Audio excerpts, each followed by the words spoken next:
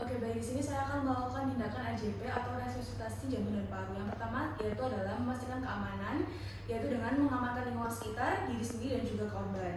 Lalu kemudian melakukan cek respon, yaitu memastikan responsi korban dengan cara menyentuh atau menekan bahu atau menggoyangkan bahu korban dengan lembut dan mantap untuk mencegah pergerakan yang berlebihan sambil memanggil korban seperti Pak, dan bertanya apakah baik-baik saja dengan suara yang keras. Lalu kemudian melihat apakah orang tersebut atau pasien tersebut bergerak atau membuat suara berupa rintihan. Jika orang tersebut menjawab atau terdapat respon, tanyakan bagaimana Anda bisa membantu. Lalu jika masih belum ada respon, bersiap untuk melakukan 3 langkah, yaitu sirkulasi, jalan nafas, dan juga bernafas dari CPR.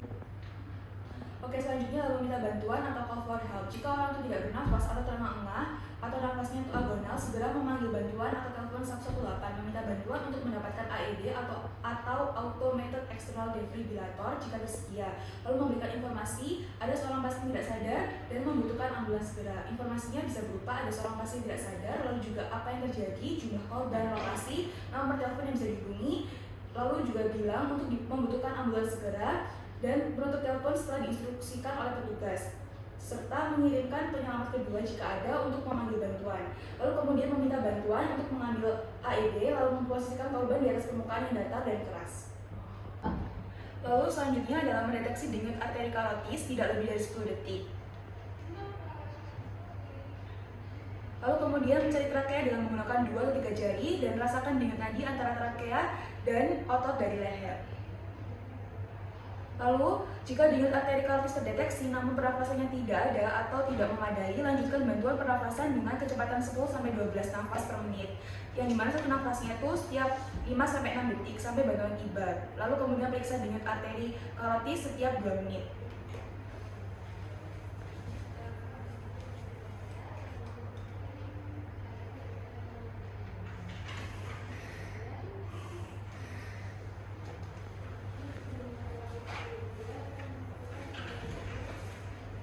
Pasien dengan henti jantung atau denyut arteri karotisnya tidak teraba harus dilakukan penekanan dada atau chest compression.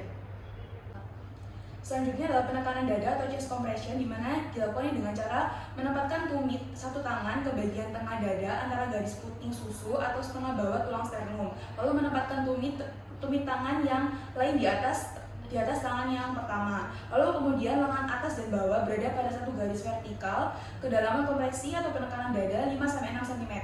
Berikan 30 penekanan dengan kecepatan minimal 100 kali per menit.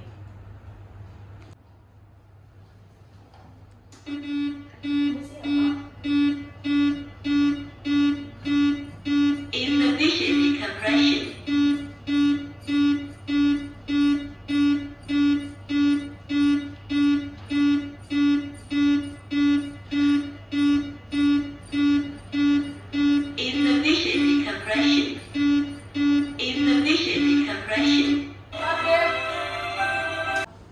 Selanjutnya adalah airway, di mana setelah 30 kali penekanan dada, buka airway dengan metode head lift, chin lift dengan cara menempatkan orang tersebut pada permukaan yang keras, lalu mengangkat dagu dengan satu tangan, sementara tangan lainnya itu mendorong dari ke arah bawah. Hal ini dilakukan untuk mensejajarkan struktur jalan nafas. Jadi seperti ini, dahinya ditarik ke bawah, dahinya ditarik ke atas.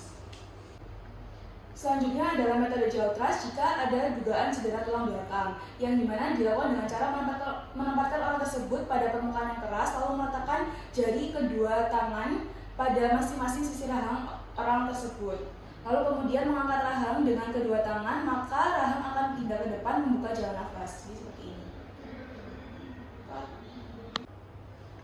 Selanjutnya, jika korban tidak bernafas, berikan bantuan nafas menggunakan face mask dan letakkan di atas mulut korban. Pegang jalan nafas terbuka dan jepit hidung tertutup dengan jari pemeriksa. Lalu memberikan 2 nafas bantuan masing-masing 1 detik dengan volume secukupnya untuk membuat dada naik dan menghindari overventilasi, yaitu dengan cara seperti ini. Dilakukan selama 2 kali masing-masing 1 detik. Cut back. Lalu selanjutnya saya akan melakukan 5 siklus RJP selama 2 menit. Setelah 5 siklus RJP, Saya akan melakukan pengkajian dari karotis. Jika belum ditemukan nadi, maka dilanjutkan dengan 5 siklus RJP berikutnya, begitu seterusnya. RJP terus dilakukan dengan memberikan 30 penekanan diikuti 2 nafas sampai AED tiba. Compression.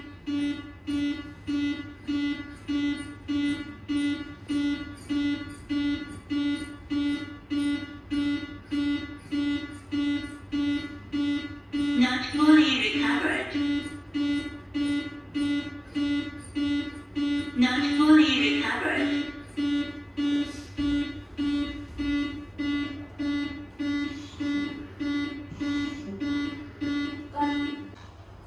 Selanjutnya adalah mempersiapkan AED ketika sudah tersedia, yaitu dengan menyalakan AED lalu mengikuti instruksi yang diberikan. Adult patient.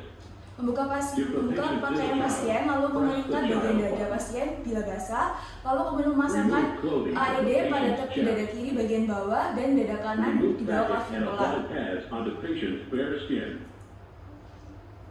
Apply pads as shown in the pictures.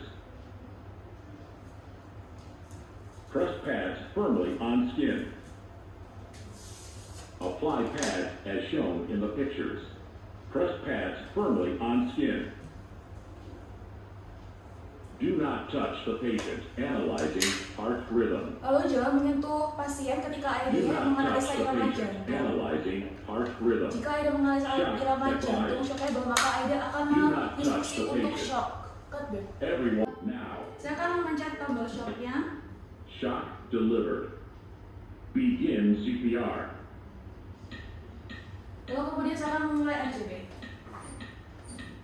10, Insufficient compression. 20, Drum sufficient. Drum sufficient. 30. Give Drum 2 sufficient. breaths. Cut back. Lalu kemudian jika ada 2 penolong, lakukan RJP 30 kompresi dan juga 2 ventilasi. Bergantian posisi penolong setiap 5 siklus, yaitu 2 menit, atau dilakukan ketika AED memberi aba-aba, menghentikan kompresi, dan menganalisa irama jantung. Untuk tindakan RJP atau resusitasi jantung dan paru sudah selesai. Terima kasih.